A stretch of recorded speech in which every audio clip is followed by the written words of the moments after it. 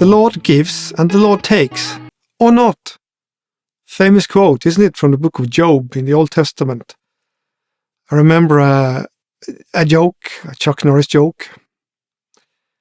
Sometimes Chuck Norris breeds a lamb. This is just to rip it apart with his own hands before it's fully grown up. So he can show that Chuck Norris giveth and Chuck Norris taketh.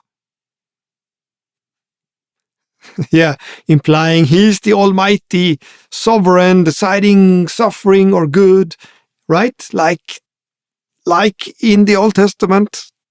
Well, the quote in the Old Testament has to be understood another way, because Job said it, but Job had to take it back because God corrected him about that. But that we will look at later in another episode. But this is how people look upon God. The one who gives and takes.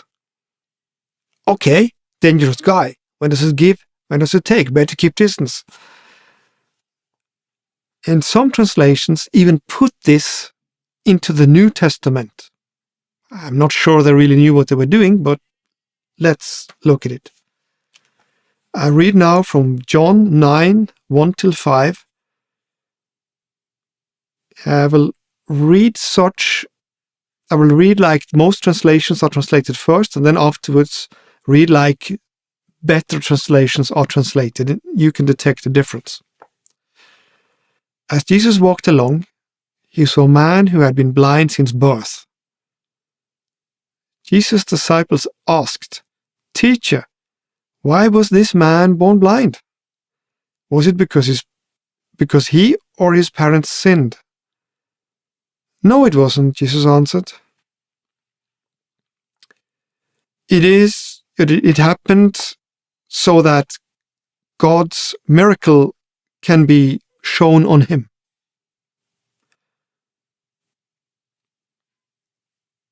That's how most translations translate this. Like suggesting there's a purpose to being blind, suggesting God is the one who made him blind, so he can show off his miracle-working power on him. Yeah, so let's transfer this to my situation. My son comes to me one day. I take him, break his leg, let him suffer for another maybe 30 or 40 years. When he comes to me, still limping, still being invalid, suffering, lost the best of his life, then I, in my supreme almightiness, decide to take him to the hospital to show that I am a good father. Or not? It's according to this logic, obviously, that they translated this verse, right? Now, there are absolutely 100% valid possibilities to translate this correctly another way. Sometimes we have possibilities to choose. So now I will read to you from Contemporary English Version. As Jesus walked along, he saw a man who had been blind since birth. Jesus' disciples asked, "Teacher, why was this man born blind? Was it because he or his parents sinned?" "No, it wasn't," Jesus answered. "But because of his blindness, you will see God work a miracle for him. As long as it is day, we must do what the one who sent me wants me to do. When the night comes, no one can work. While I am in the world, I am the light for the world." So in this translation, we see that no purpose is translated into the blindness.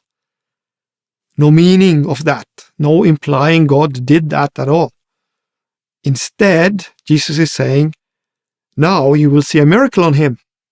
I have to work now and do his will while it's day, because that's why I'm here. So this translation honors God with the healing and leaves the blame for the blindness somewhere else, if there is anybody or anything to blame at all.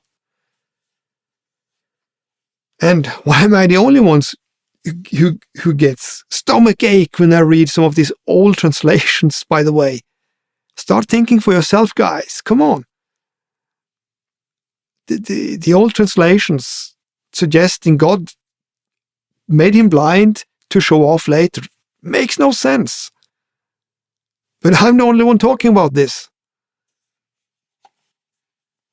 And by the way, there's not only the contemporary English version translating it like this, the new way. The very renowned Norwegian Bible Institute does the same. They are really good people. So, not nice, but I mean, they're knowledgeable professionals. So this is a valid translation. Use the new one, please. Don't mess up with the old one. That was content from Happy News for You. We have a beautiful webpage, happynewsforyou.org, and you also find us on Twitter, TikTok, Facebook, Instagram, YouTube, and soon Spotify. We push positive content that gives hope and encouragement. So please subscribe, like, and share. And have a happy day. Thank you.